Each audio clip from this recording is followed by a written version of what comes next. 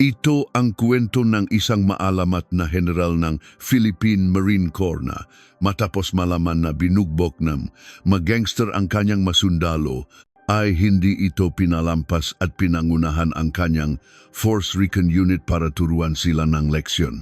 Bago manood ng video, paki-subscribe po at I-like. Malaking tulong po ito sa amin. Ang gabi sa Imus, Cavite ay kasing ingay dati, punong siglang kabataan. Isang lungsod kung saan ang maningning na mga ilaw ng mabilis na umunlad na siyudad na katabi ng Maynila ay lumilikha ng kakaibang-kaiban sa malalamlam na poste ng ilaw ng mga lumang baryo. At sa isang sulok ng lungsod na ito, tahimik na nagbabantay ang Philippine Marine Corps, ang Carabineros. Ang presensya ng base militar ay nakbibigay ng kakaibang bigat sa hangin ng Cavite. Sa kahabaan ng Kalye Aguinaldo, sa gitna nga kumikinang na neon sign ng kainan, isang kupas na karatulang nakpapakitang ng bakas kang panahon ang kapansin-pansin, ang manukan ni Boss Matt.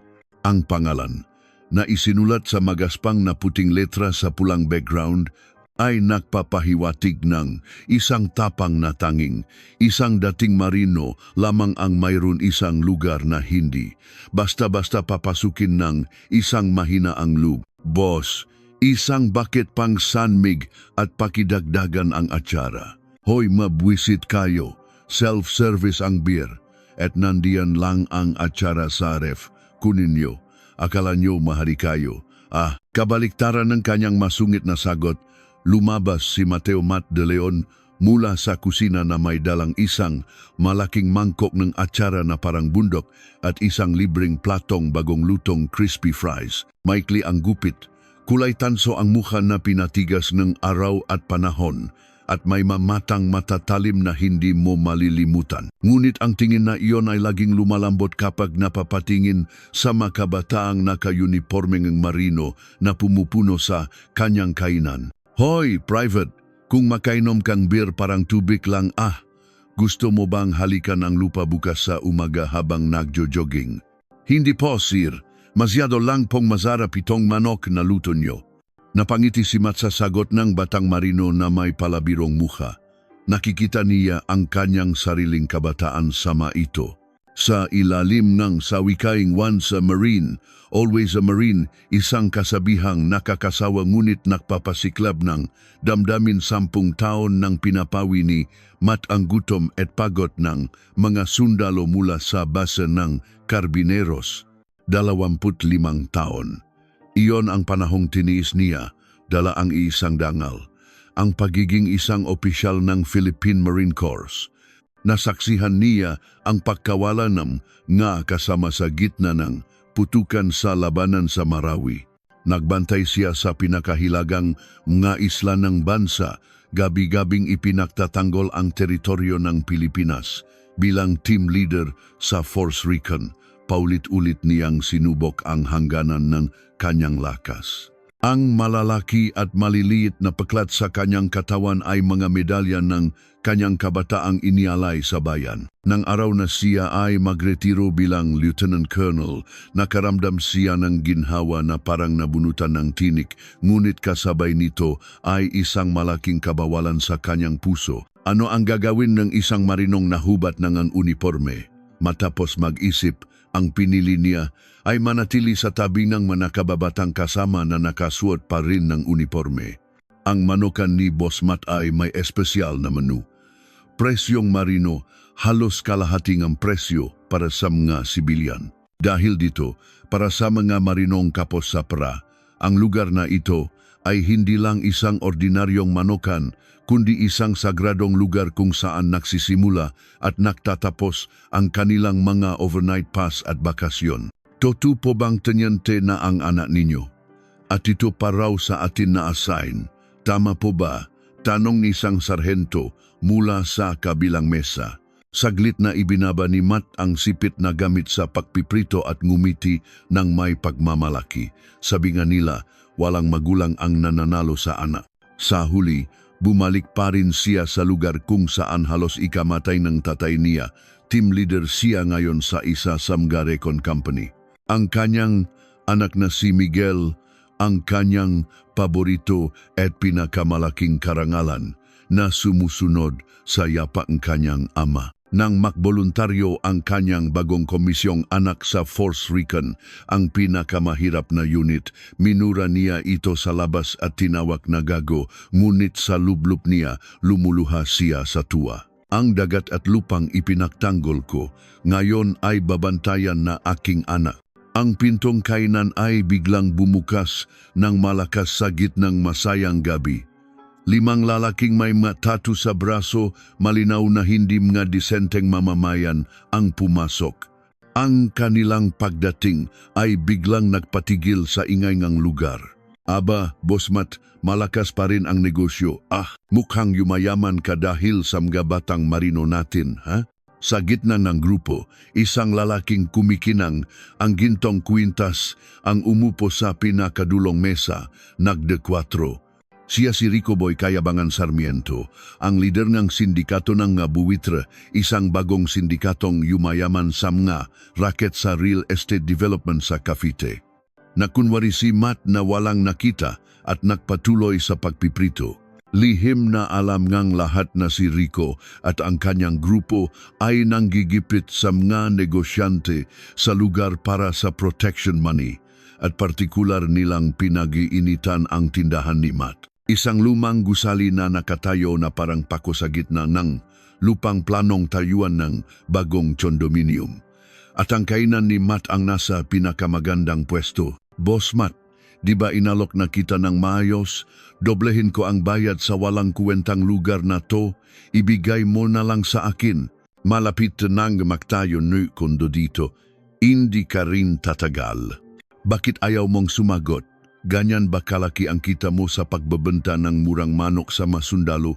Nang lumakas ang boses ni Rico, nagsimulang magbago ang ekspresyon ng mga marinong kumakain. Itinuro sa kanila na iwasan ang anumang gulo sa sibilyan, ngunit mahirap para sa kanila na panurin lang ang kanilang iginagalang na senior at may-ari na iniinsulto. Isang batang marino na mukhang pinakabago ay hindi napigilang ikuyom ang kanyang kamao.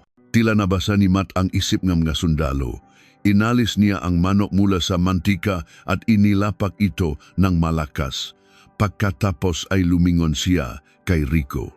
Ang kanyang ngamata ay hindi na ang ngamata ng isang mabait na may-ari ng tindahan. Kumislap dito ang talim ng isang mandirigma na sanay humarap sa bibig ng barilang kaway sa loob ng maraming dekada. Oras na para umalis ka sa tindahan ko, Rico. Huwag mong sirain ang gabingang na bata ko. Akala yatang na matandang marino nato nasa Marawi pa rin siya. Boss Matt, huling babala nato. Hanggang ngayon na lang ang pagkakataon mong umalis ng maayos. Tumayo si Rico at tinapik-tapik ang balikat ni Matt. Hindi man lang gumalaw si Matt. Isang hindi nakikitang labanan ng titigan ang nakpabigat sa hangin. Natahimik ang mga batang marino. Tinitigan ni Rico si Matt saglit bago ngumisi ng mapang-asar at tumalikot. Sige, alis na kami ngayon. Mga batang marino, kumain kayong mabuti para hindi kayo maging kasing payat ng butong manok na kinakain nyo.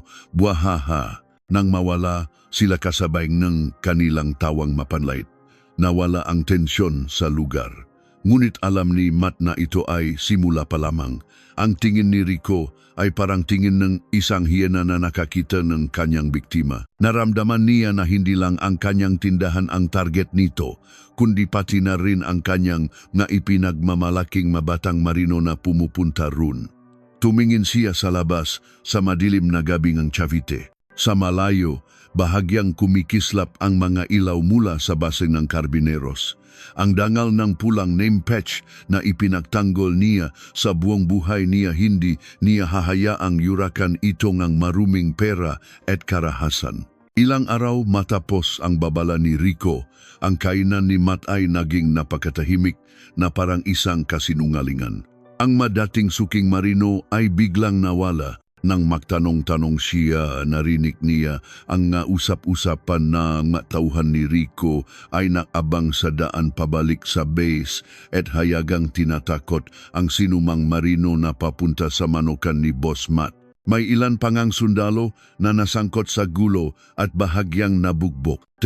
Isuko nyo na lang yang tindahan. Hindi biro ang mga yan.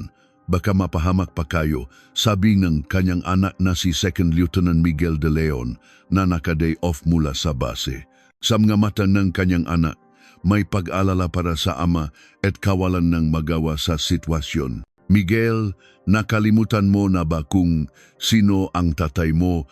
Sa tingin mo, isusuko ko ang dangal na inalagaan ko buong buhay ko sa mga gagong yan dahil lang sa takot. Okay lang po ang dangal, tay, pero mas mahalaga ang kaligtasan nyo. Paano ko po matitiis na panurin kayong saktan ng gayon? Ang isang sundalo, lalo na ang isang opisyal, ay hindi dapat magpadala sa personal na emosyon. Mag-focus ka sa misyon mo. Laban ko to, matigas si Matt. Ngunit ang kanyang likod habang mag-isang nagbabantay sa walang laman na kainan ay mukhang mas malungkot kaysa dati. Ang insidente ay sumiklip, no pianis, no kepi. Araw iyon ng recognition rights para sa mga bagong sundalo at 3 bagong private na halos 20 anyos pa lang ang dumating kasama ang kanilang mga magulang.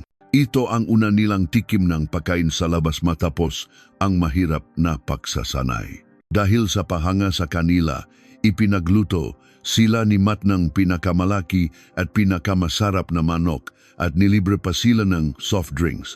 Alam nyo po, nung guna-naming nalaman na magmamarino ang ganak namin, sobra kaming nagalala. Pero ngayong nakikita namin siyang ganito katatag, gumana ang loob namin. Salamat po sa mga mababait na senior na tulad nyo. Sabi ngang ina ng isang sundalo, paulit-ulit na yumuyuko. Ngumiti lang si Matt at iwinagaywe ang kanyang kamay.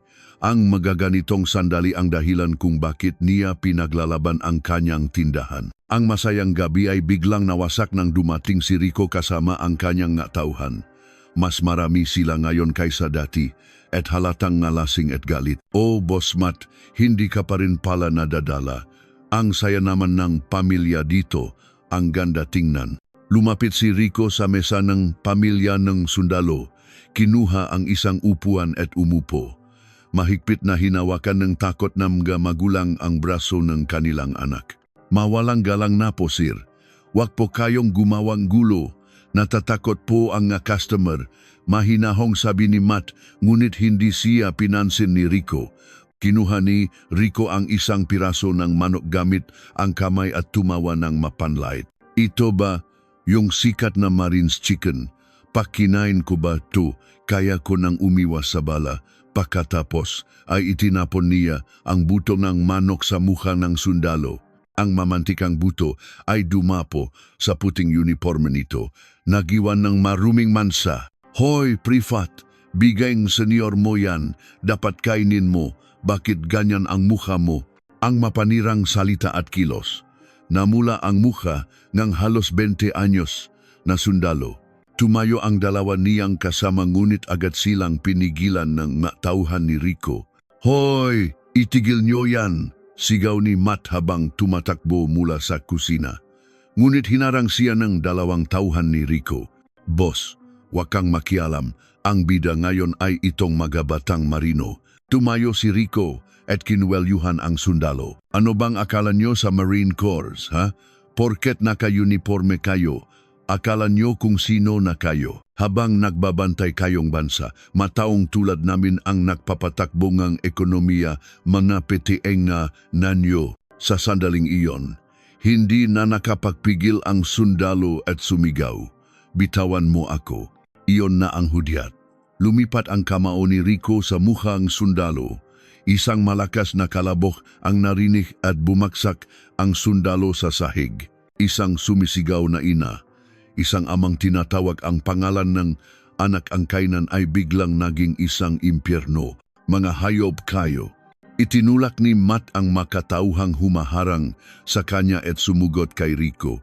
Ang kanyang katawan na hinubok ng dekada ng pagsasanay ay parang isang mabangis na hayop. Mabilis niyang sinuntok sa panga si Rico. Ngunit hindi niya kinaya ang dami nila. Sabay-sabay siyang pinaktulungan ng matauhan ni Rico, umulan ng sipa at suntok. Tay.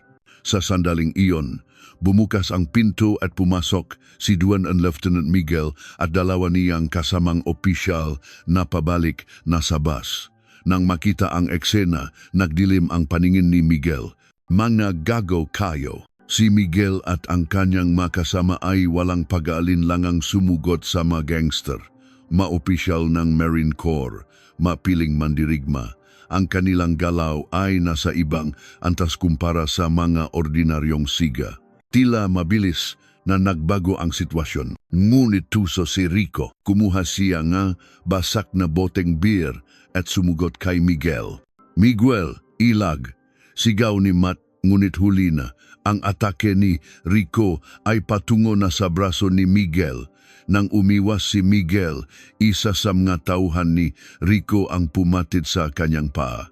Nawalan balanse si Miguel at bumaksak, at sa ibabaw niya, umulan walang awang bagbok mula sa mga gangster. Tama na, parang avanyo na, tama na, umiyak na sigaf ng inang sundalo. Nang maramdaman ni Rico na dehado na sila, sumanya siya sa kanyang mga tauhan. Hanggang dito na lang to. Takbo. Mabilis silang nawala na parang bula. Sa loob ng kainan, ang naiwan ay mawasak na gamit at mga taong daing sa sakit. Hindi man lang pinansin ni Matt ang dugong tumutulo mula sa kanyang nu at gumapang palapit sa kanyang nakahandusay na anak. Ang uniforme ni Miguel ay halos hindi na makilala dahil sa dumi, mantika at sarili niyang dugo. Ilang sandali pa, dumating ang nga pulis. At dumating din ang military police, mabase, mobilis na lumaki ang kaso. Ngunit nakagawa ng paraan si Rico. Iginiit niyang self-defense lang ang ginawa niya at nagsinungaling na ang mga sundalo ang unang nanakit sa kanila. Nakdala pa siyang mabayarang testigo. Sa huli, ang kaso ay nanganganib na madismiss bilang mutual combat sa pagitan ng mga sundalo at sibilyan. Ang mga bugbok na sundalo at si 29 Lieutenant Miguel, kahit na sila ang biktima, ay nakatanggap ng balita na maari silang maharap sa disciplinary action para sa conduct unbecoming an officer and a gentleman. Sinubukan nilang ipagtanggol ang dangal ng kanilang uniforme, ngunit sa huli, sila pa ang nakdulot ng kahihiyan dito. Hinawakan ni Matt ang maruming uniforme ng kanyang anak na nakahiga sa kama ng ospital, nanginginig ang kanyang kamay. Tanging ang pulang name patch ang malinaw na nakikita sa gitna ng mansa. Ito ay parang maluhang dugo ng niurakang dangal ng isang marino. Hindi siya maaring sumuko. Hindi niya hahayaang maging katotohanan ang kanilang mga kasinungalingan. Sa mga mata ni Matt, isang apoy ang muling nakaalab, ang parehong apoy na nakita niya sa gitna ng putukan sa Mindanao maraming taon na ang nakalipas. Sa opisina ng General, Philippine Marine Corps Base, Cavite, nakatayo sa tabi ng malaking bintana na tanaw ang maalong dagat ng Cavite at ang kapatagan ng probinsya. Ang balikat ng isang lalaki ay kasing tigas ng bundok. Siya ang buhay na alamat ng Philippine Marine Corps. Kilala bilang ang halimaw ng Mindanao, si Major General Antonio Tonio Cruz. Sa ibabaw ng kanyang mesa ay ang ulat mula sa hepeng ng MP tungkol sa insidente ng pambubukbok sa mga sundalo sa Manokan sa Imus.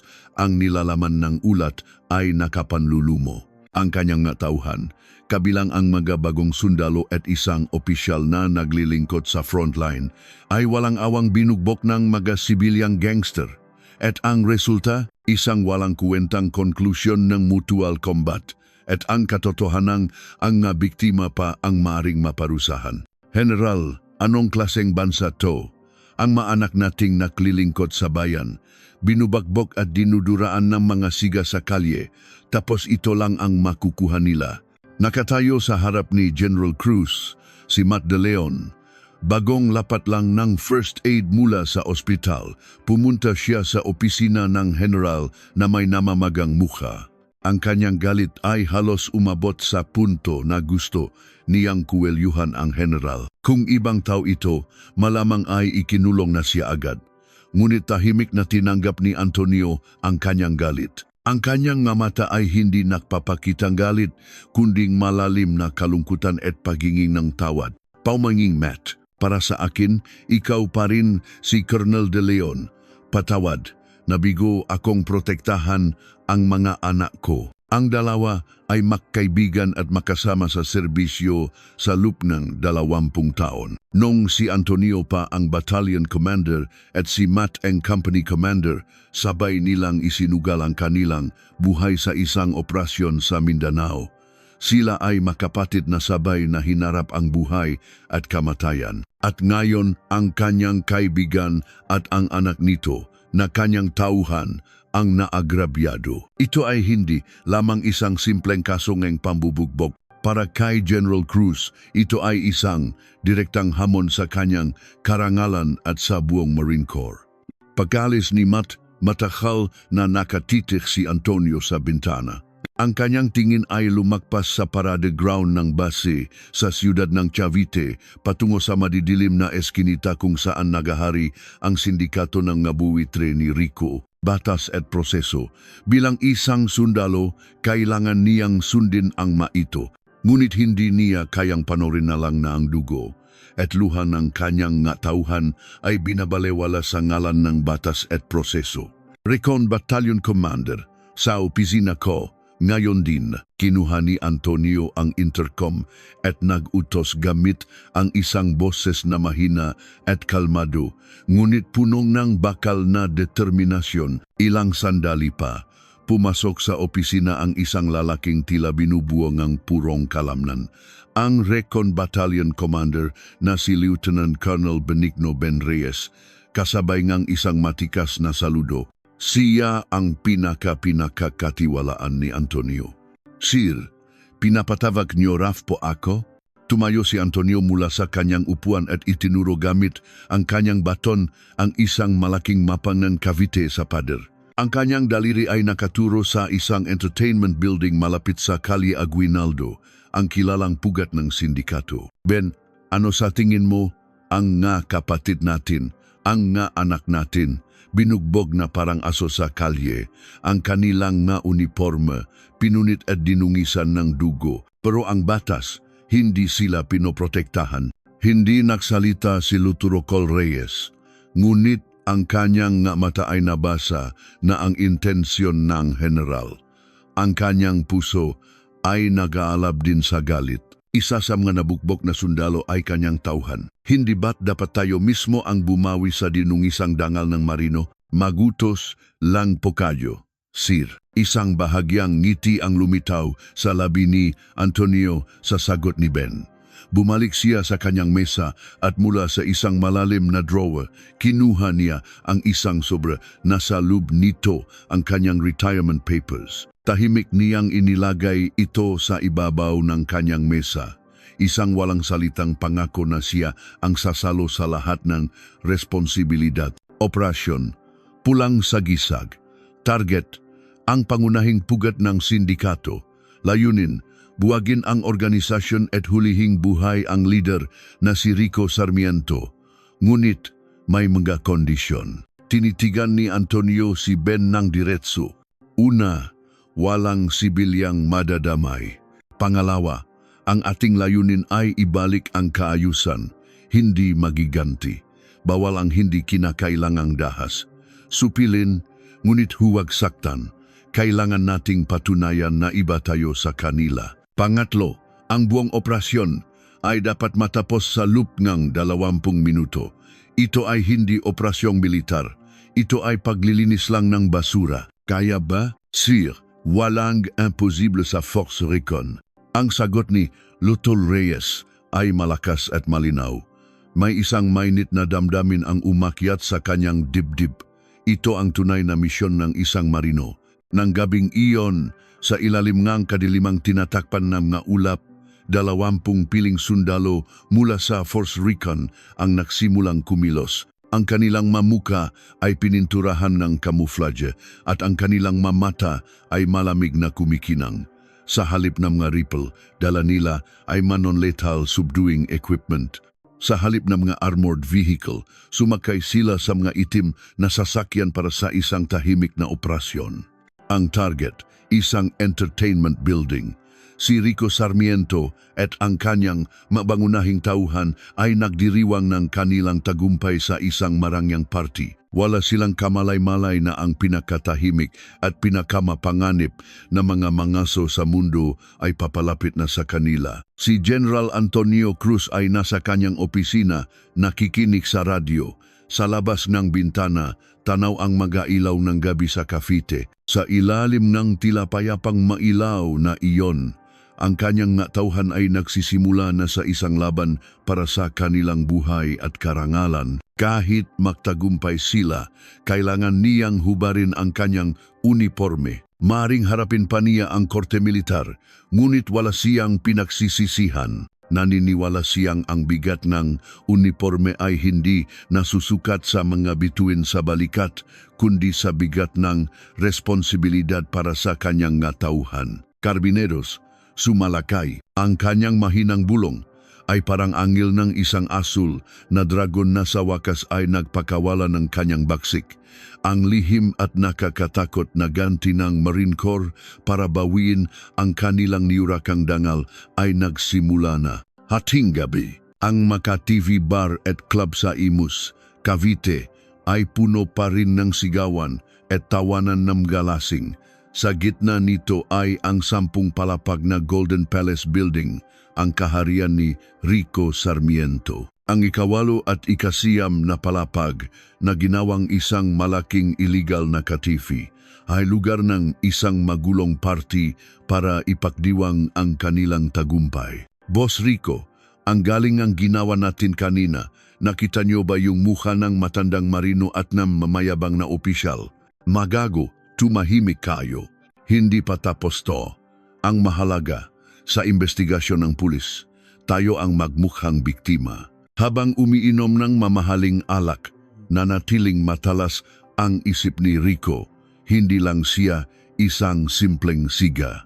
Isa siyang tusong negosyante na marunong gumamit ng pera at butas sa batas para pabagsakin ang kalaban. Nakipag-usap na siya sa kanyang abogado at mayroon ng handang testimonya mula sa bayarang testigo. Plano niyang bilhin sa murang halaga ang tindahan ni Matt at bigyan ng hindi malilimutang kahihiyan ang mga sundalong kumalaban sa kanya gamit ang batas. Sa sandaling iyon, ang makukulay na ilaw ng party ay biglang kumurap at kasabay ng isang malakas na tunok, nagdilim ang buong lugar. Ano yun? Brownout? Tawagan niyo ang maintenance. Habang kinukuha nga tauhan niya ang kanilang mga cellphone para gamiting ilaw, nakita nila ito sa ilalim ng malabong berdang ilaw ng emergency exit sa likuran nila, sa mga bintana at sa lahat ng pasukan. May maitim na aninong nakatayo na, maaninong parang multo na wala run kanina lang. Hindi sila mukhang tao, kundi parang kadiliman na nakatawang tao.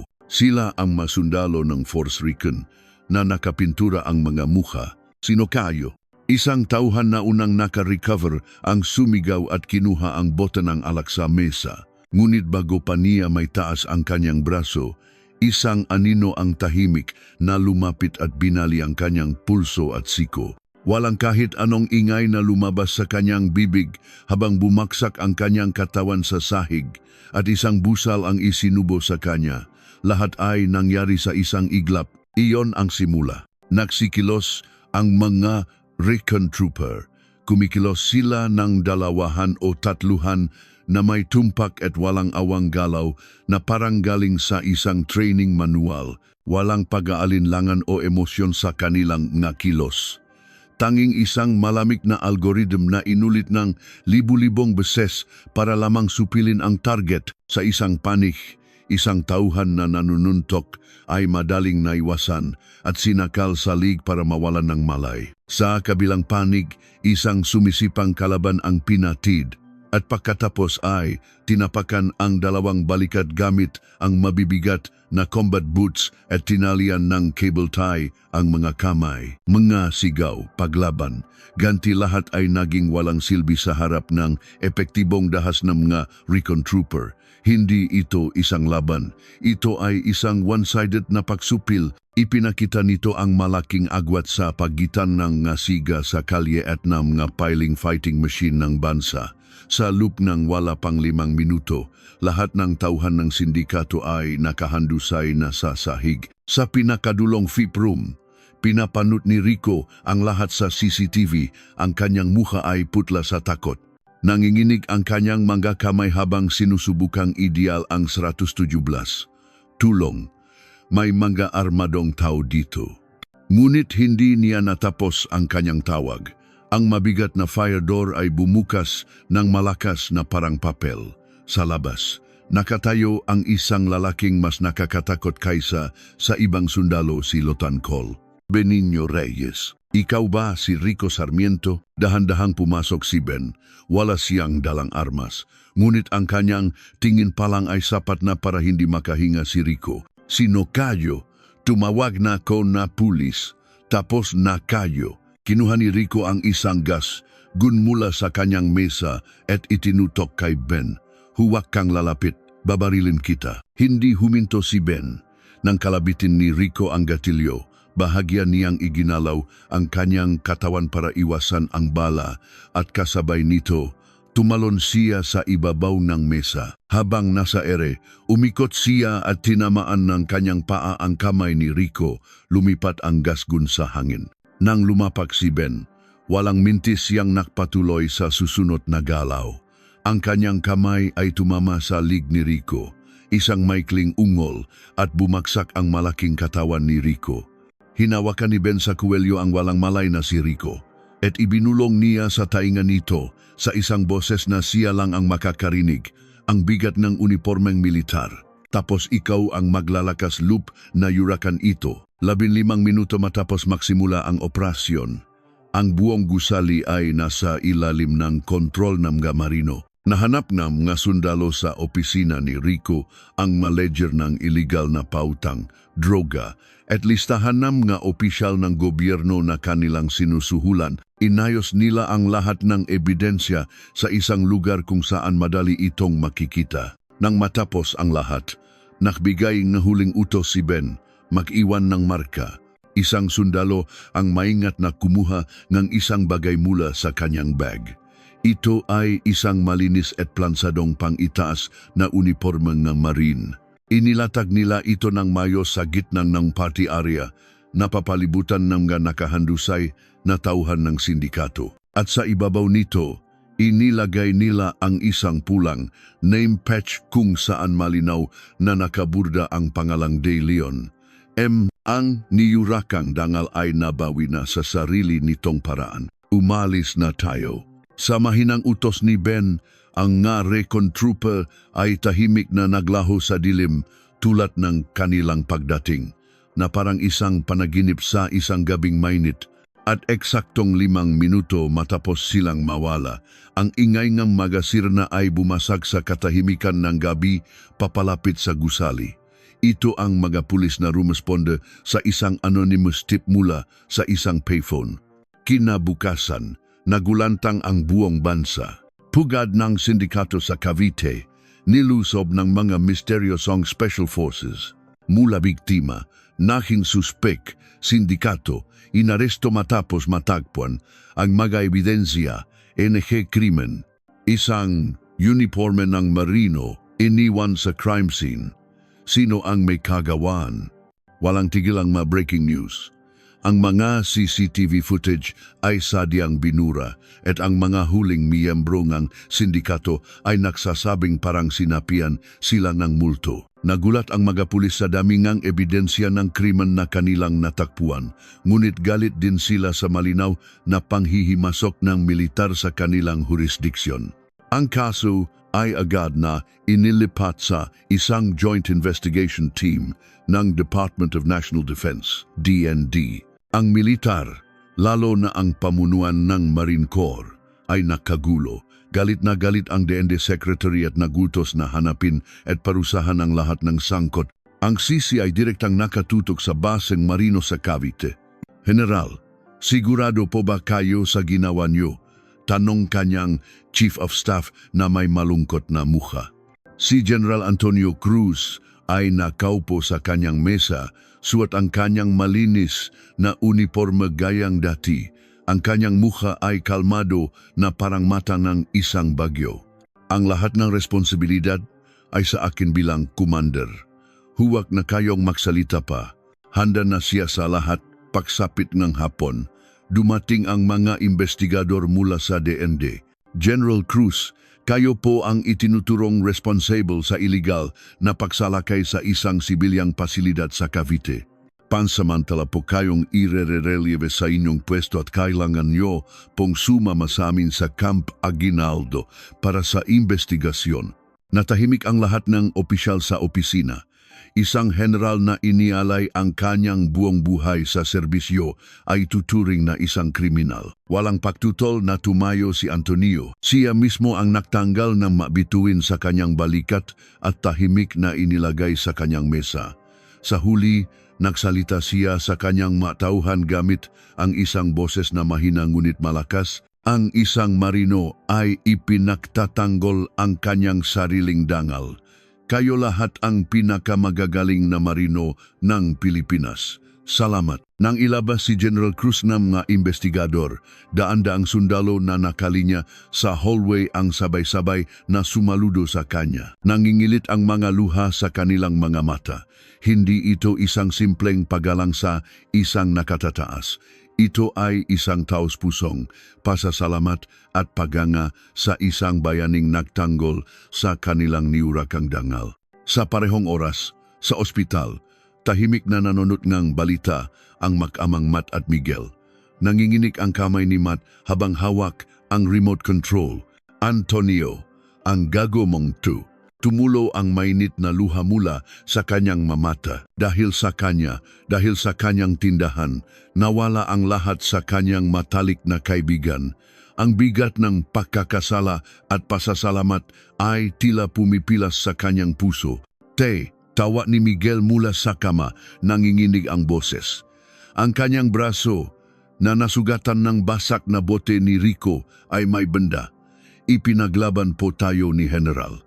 Ipinaglaban niya ang dangal ng Marine Corps. Kung ako po ang nasa posisyon niya, ganun din po ang gagawin ko. Dahil iyan po ang itinuro niyo sa akin na pagiging isang marino. Sa sinabi ng kanyang anak, itinaas ni Matt ang kanyang ulo. Ang mata ng kanyang anak ay matatag. Sa sandaling iyon, napagtanto ni Matt na hindi siya maaring panghinaan ng loob. Hindi niya maaring hayaang masayang ang sakripisyo ni Antonio. Hindi patapos ang laban.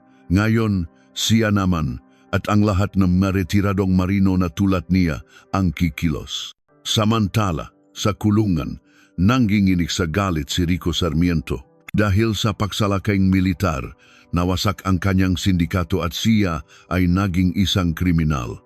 Tinawagan niya ang kanyang abogado at nagbanta na kakasuhan si General Cruz ng attempted murder at sedition. Sinubukan niyang baliktarin ang opinyon ng publiko at palabasin na ang insidente ay isang malupit na karahasan ng militar. Ngunit salungat sa kanyang inaasahan, ang opinyon ng publiko ay nagsimulang magbago. Sa una, maraming bumatikos sa panghimasok ng militar. Ngunit nang malaman ng media ang buong kwento ni panggigipit ng sindikato at ang nangyari sa mag-amang De Leon, nakbago ang ihip ng hangin. General na isinuko ang mga bituin para ipagtanggol ang mga sundalo. Kamao na mas mabilis pa sa batas. Para kanino ang hustisya? Nagsimulang humanga ang mga tao sa kwento ng isang sundalong isinugal ang lahat para ipatupad ang hustisyang hindi kayang ibigay ng batas. Ang balita tungkol sa pagkaka-relief kay General Cruz ay lalong nakpaalab sa sitwasyon. Ang matang bagyo ay nagluluwal na ngayon ng isang mas malaking bagyo. Ang pagkakatanggal sa pwesto ni General Cruz ay simula pa lamang. Inanunsyong DND na sasampahan siyang kaso sa Korte Militar dahil sa matinding pagdungis sa karangalan ng sandatahang lakas. Ang mga kasong isasampa: abuse of authority, illegal deployment of troops at inciting illegal detention, and assault, mga mabibigat na kaso na tiyak na may kakibat na pagkakakulong. Ginawa siyang kontrabida ng media, isang peligrosong sundalo na gustong maging mas mataas pa sa batas. Ang gobyerno at ang pamunuan ng militar ay nagmadaling maghugas kamay. Ang organisasyong pinaglingkuran niya ng buong buhay ay tinalikuran na siya, ngunit hindi pumayag ang mga marino na iwan siyang mag-isa. Ang unang kumilos ay si Matt De Leon. Pakalabas niyang ospital, agad niyang tinawagan ang mapinuno ng Philippine Marine Corps Association sa buong bansa. Mga kapatid, ang ating ipinagmamalaking general ay malapit ng hubaran ng uniforme dahil sa pagtatanggol sa ating mga anak. Kung hindi natin siya ipagtatanggol, sino pa? Once a Marine, always a Marine. Ang kanyang nag-aalab na panawagan ay nagpasiklap sa puso ng retiradong marino sa buong bansa. Mula sa mga veterano ng Granama puti na ang buhok hanggang sa mga bagong retirong nasa 20 anyos, daan-daang libong may pulang name patch ang nagsimulang kumilos. Mabilis na nag-init ang internet. Isang petisyon sa Change, organa ipagtanggol ang dangal ni General Antonio Cruz ay nakakuha ng 200,000 pirma sa loob lamang ng isang araw. Ang mga military forums at social media ay napuno mga post na sumusuporta kay Antonio at bumabatiko sa gobyerno. Yung mga gangster na nambubugbok ng sundalo malaya, yung general na naktanggol sa sundalo, ikukulong, yan ba ang hustisya? May anak din akong sundalo. Kung ganyan ang general niya, panatag ang loop ko. Ang maliit na Manokan ni Matt ay naging hindi opisyal na headquarters ng kilusan para kay General Cruz. Dumarating ang nga retiradong marino mula sa iba't ibang lugar para mag-abot ng donasyon at ang nga residente sa lugar ay dumadayo para bumili ng manok bilang suporta. Isang pader ang napuno ng ga-post-it na may mensaheng para sa aming bayani, General Cruz. Ang kilusang ito ay nakaapekto rin sa mga aktibong sundalo, lalo na sa mga recon trooper na nagsagawang operasyon. Sir, manonood na lang po ba tayo? Kailangan nating sabihin ang totoo. Tayo ang dapat magpatunay kung ano ang nasa puso ni General nang iutos niya yon, sabi ng isang batang non-commissioned officer kay Lieutenant Col Reyes. Siya ang direktang senior ng sundalong ininsulto ni Rico. Ang puso ni Ben ay nag-alab din. Ngunit siya ay isang sundalo. Kailangan niyang sundin ang utos. Bago dalhin si Antonio, sinabihan siya nito, Ben, hanggang sa huli, bantayan mo ang unit. Ito ang huli kong utos. Maghintay tayong tamang panahon. Hindi patapos ang laban natin, sabi ni Ben sa kanyang tauhan habang tahimik na nagahasa ng kanyang ngipin. Ang pagbabago ay umabot na rin sa Kongreso.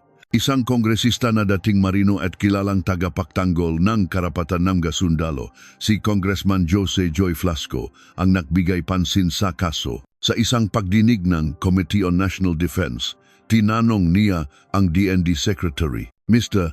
Secretary, sino po ba ang tunay na kalaban ng ating masundalo? Ang mga terorista o ang lipunang walang respeto sa kanila?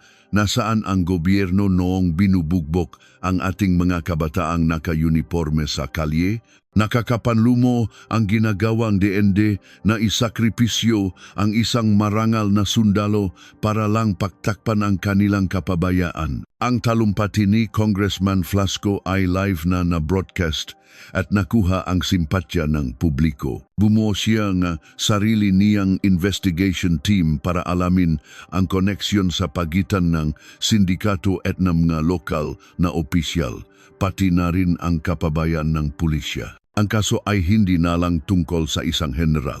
Ito ay naging isang malaking banggaan sa pagitan ng dangal ng sundalo, karapatang pantao, hustisya ng batas at damdamin ng taumbayan. Sa isang tahimik na quarter sa Camp Aguinaldo, pinapanood ni Antonio ang lahat ng ito.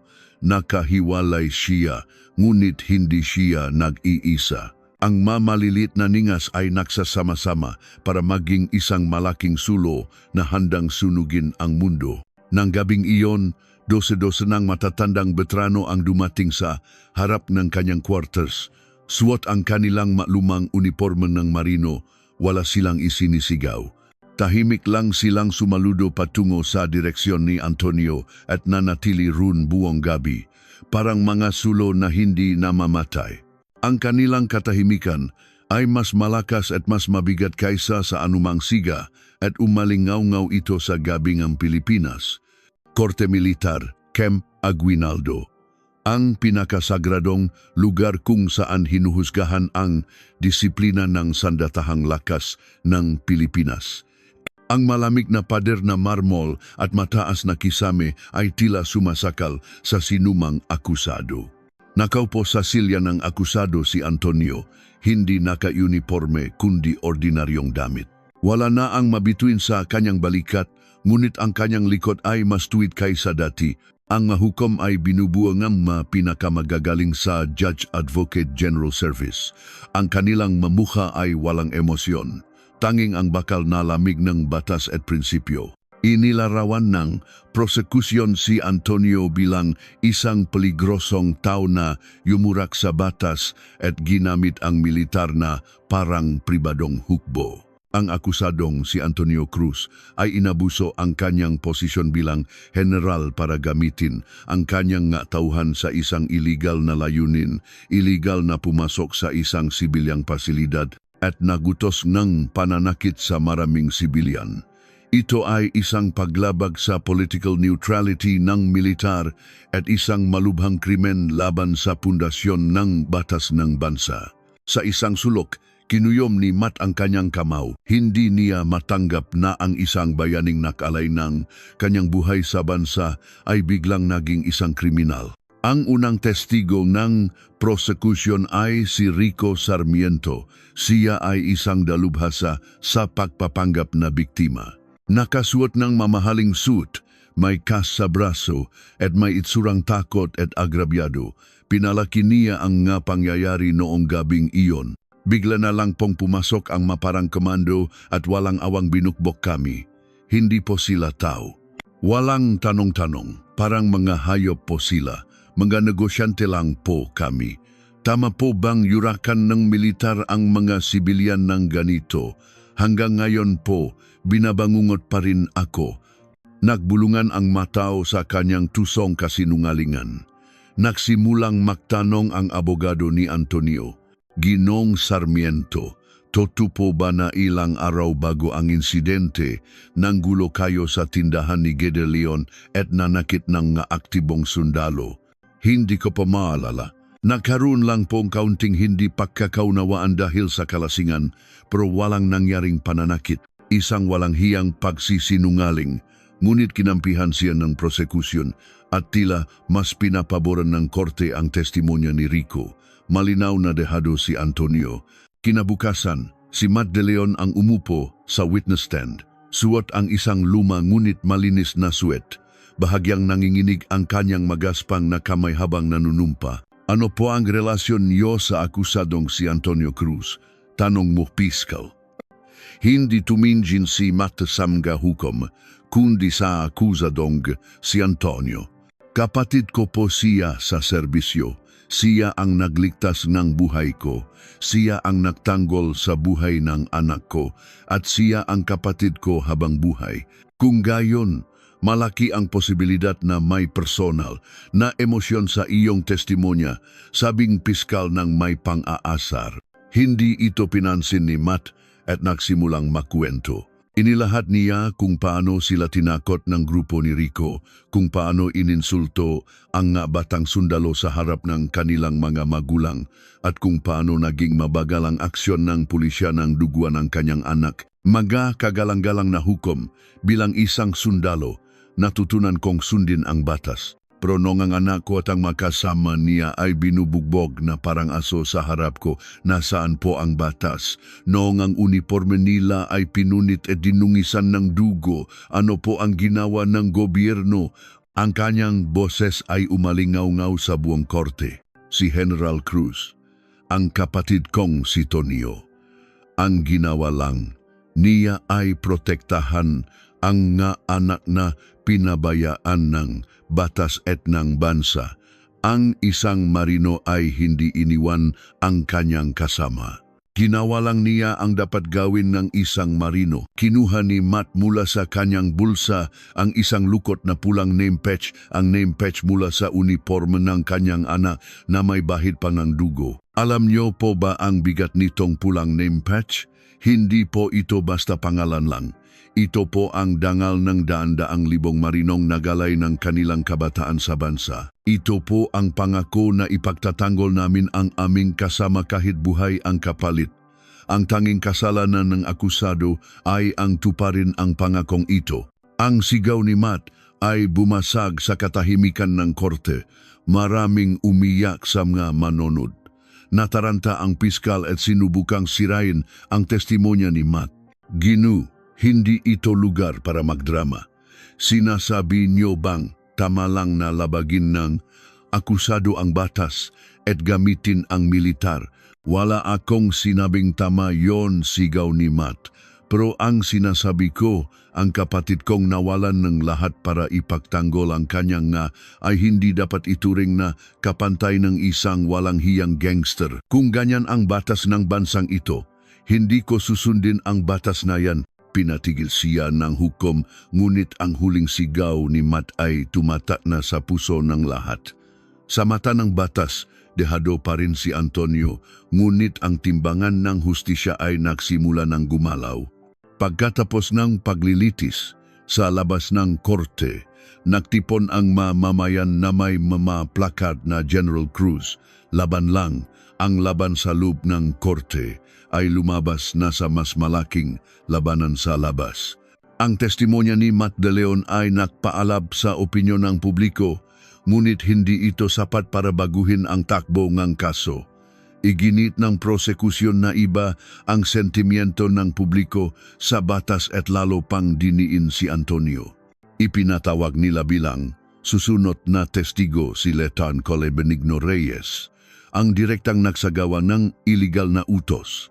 Nalito si Ben, kailangan niyang sundin ang huling utos ni Antonio. Ngunit kung gagawin niya iyon, mapapanood lang niya ang kanyang iginagalang na general na matanggal sa serbisyo ng walang karangalan. Ano ang tunay na paraan para ipagtanggol ang dangal ng kanyang general? Nagpasya siya matapos makatanggap ng isang lihim na mensahe mula sa opisina ni Congressman Velasco. Natuklasan ng team ng kongresista na si Rico Sarmiento ay regular na nakikipag-golf sa mga matataas na opisyal ng pulisya at politiko sa Cavite at nagbibigay ng malaking suhol. Ito ang dahilan kung bakit naging mabagal ang investigasyon ng pulisya. Colonel, kami na ang bahala sa lahat. Kailangan namin ang testimonya niyo at ng inyong nga tauhan. Sumigaw kayo ng katotohanan sa harap ng bayan. Ang alok ni Congressman Velasco ay isang mapanganib na sugal, ngunit hindi na nakatubili si Ben. Sa araw ng susunod na paglilitis, ang harap ng korte militar ay puno ng mga taga-media. Bigla, isang grupo ng mga sundalo ang nakmartsa patungo sa pasukan. Si LT Cole Benigno Reyes, suot ang kanyang dress uniform, kasama ang 20 recon troopers sa likod niya, ang mismong nga sundalong nagsagawan ng operasyon. Nakagulo ang lahat. Dinumok sila ng mamikropono at kamera. Hindi natinag si Ben at binasa ang inihanda niyang pahayag. Ako si Lieutenant Colonel Benigno Reyes, Battalion Commander NG Force Recon. Ngayong araw, pansamantala naming kakalimutan ang aming tungkulin bilang sundalo para ihayag ang katotohanan sa harap ninyo, mga kababayan. Walang tigil ang flash ng makamera. Kami ang nagsagawa ng operasyon, pulang sagisag sa Imus, Cavite noong nakaraang buwan. Ito ay utos ni General Antonio Cruz. Ngunit nais naming linawin, ang utos ng general ay hindi isang utos para sa iligal na karahasan. Malinaw na inilahat ni Ben ang tatlong kondisyon na ibinigay ni Antonio. Walang sibilyang madadamay, ibalik ang kaayusan, hindi magiganti. Isinugal ni General ang lahat para lamang ibalik ang niyurakang dangal ng militar at protektahan ang tauhang pinabayaan ng batas. Kung ang utos na iyon ay iligal, lahat kaming sumunod ay kasabwat. Handa kaming harapin ang anumang parusa kasama ng aming general. Pagkatapos niyang magsalita, ang 20 sundalo sa likod niya ay sabay-sabay na sumiga. Kasama engge aming general, haharapin namin ang lahat engge responsibilidad. Isang nakakagulat na eksena. Maaktibong sundalo ng isang elite unit ay gumawa ng isang kilos na halos katumbas ng paksuway para sa kanilang commander. Ito ay na-broadcast ng live sa buong bansa at yumanig sa Pilipinas. Pinatunayan nila na ang kanilang sinusunod ay hindi ang malamig na batas, kundi ang mainit na karangalan at kapatiran. Nagulantang ang DND. Kinansela ng prosekusyon ang nakatakdang testimonya at humiling na ipagpaliban ang paglilitis. Ang sitwasyon ay wala na sa kanilang kontrol. Nang hapong iyon, nagpasya ang korte. Tinanggap nila si Lieutenant Col Reyes bilang testigo at opisyal na sinuri ang ebidensya ng suhulan na isinumite ng opisina ni Congressman Flasco.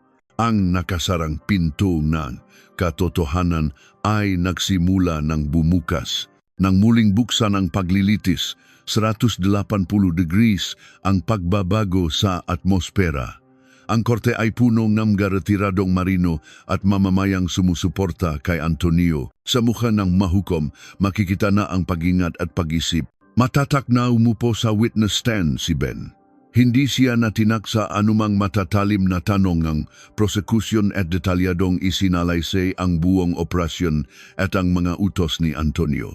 Sa huli, kinuha niya ang isang maliit na plastic bag mula sa kanyang bulsa at isinumite bilang ebidensya ang pulang name patch ni Miguel na iniwan nila sa crime scene.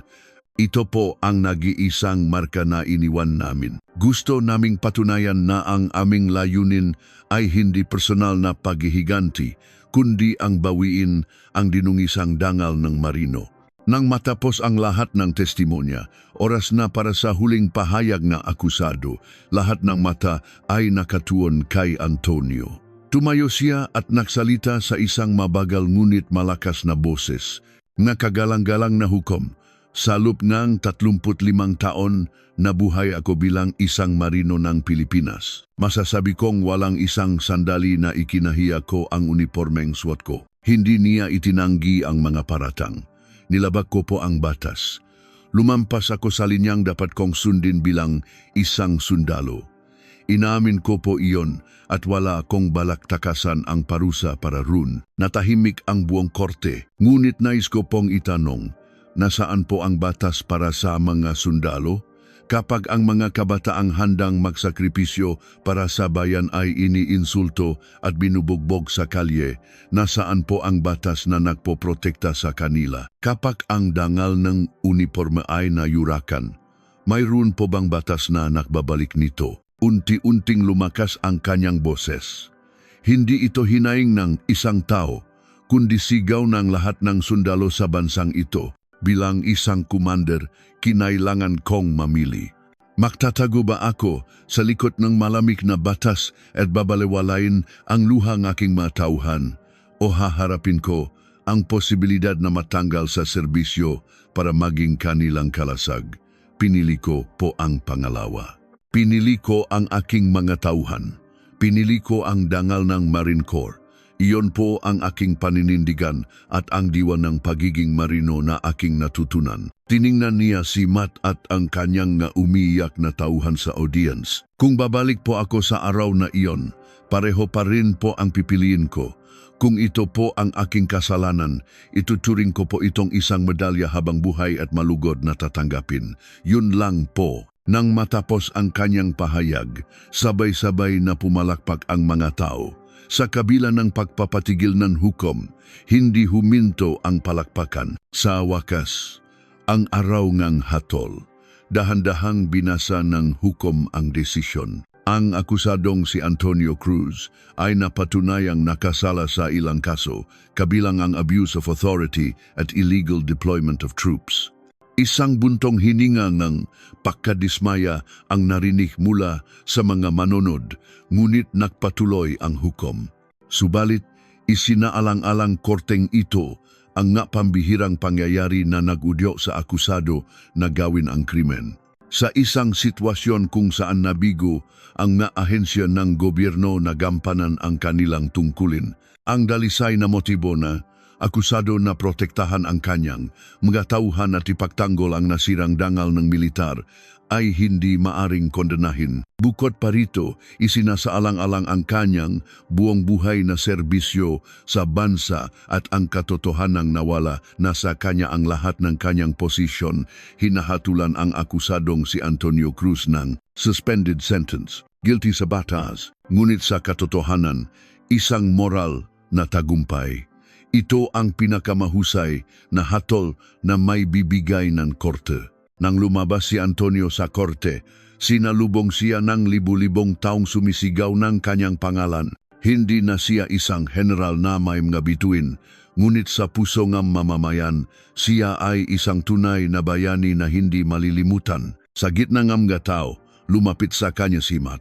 Ang dalawang matandang marino ay nagyakapan ng walang salita. Ang mga dekada ng serbisyo at kapatiran ay natunaw, lahat sa mainit na yakap na iyon. Sa malayo, sa ibabawang gusaling korte, ang watawat ng Pilipinas ay buong pagmamalaking iwinawagaywe, kasama ang bandilan ng Philippine Marine Corps. Ang huling dagundong ng halimaw ng Mindanao ay nag-iwan ng isang malalim at malinaw na alingaw-ngaw para sa hustisya sa buong bansa. Isang taon makalipas. Lumipas ang isang taon matapos ang paglilitis. Ang kasunganral ng Karbineros na yumanik sa Pilipinas ay unti-unti nang nalilimutan, ngunit ang mga alon na nilikha nito ay nag-iwan ng malalim na bakas sa lipunan.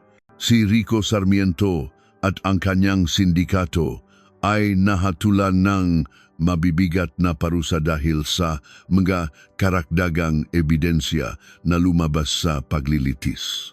Ang makorap na pulis at politiko na kasabwat nila ay nilitis din at ang madilim na kartel sa Cavite ay nabunot hanggang sa ugat. Ang hustisya, kahit mabagal, ay nagwagi sa huli. Ang pinakamalaking pagbabago ay nangyari sa Kongreso. Ang Special Act for the Protection of Soldiers' Rights and Honor na isinyulong ni Congressman Velasco at tinawag na Batas Pulang Sagisag ay naipasa ng may malaking suporta. Ngayon, kapag ang isang sundalo ay nasangkot sa isang insidente sa sibilyan, ang military police ay may kapangyarihan ng makialam mula sa simula ng investigasyon. Tiniyak din ng batas na ang gobyerno ang sasagot sa legal at medical na suporta para sa nga biktimang sundalo. Ang sakripisyo ng isang tao ay naging kalasag para sa daan-daang libong sundalo. Ang manokan ni Boss Matt sa Imus ay hindi na isang ordinaryong kainan. Sa tulong nga retiradong marino at mga taga-suporta, ito ay pinalaki at inayos. Ang isang pader ay napuno nga larawan at post-it mula sa panahon ng kilusan na parang isang maliit na museo. Naging lugar na ito ng pagkikita hindi lang para sa mga marino, kundi para sa kanilang mga pamilya at mga ordinaryong mamamayan. Andito na po ako. Si Miguel, suot ang uniforme ng isang captain, ay pumasok kasama ang dalawang batang opisyal. Sa loob ng isang taon, siya ay naging mas matatag at maasahang leader. "Oh, anak, andiyan ka na pala. Doon kayo sa malaking mesa, sandali lang at ipagluluto ko kayo." Masungit pa rin si Matt, ngunit hindi may tago ang ngiti sa kanyang labi. Siya na ngayon ang isa sa mga pinakasikat at iginagalang na tao sa Cavite. Sa TV, isang balita ang ipinapalabas. News anchor, ang Veterans Rights Protection Center na itinatak ng dating general na si Antonio Cruz ay opisyal nang nagbukas ngayong araw. Layunin ng sentro na tulungan ang mga retiradong sundalo na nahaharap sa mga problemang legal at sosyal. Sa screen, si Antonio na nakasuot ng simpleng polo shirt ay mukhang mas payapa habang ipinapaliwanag ang misyon ng sentro. Pinalitan niya ang mga bituin sa kanyang balikat ng isang bagong misyon, ang paghilumin ang sugat sa puso ng kapwa niya veterano. Si Lutalo Cole Reese at ang kanyang tauhan ay nakatanggap ng pinakamababang parusa, isang reprimand para sa breach of military discipline. Ngunit sa loob na Marine Corps, sila ay naging mabuhay na alamat.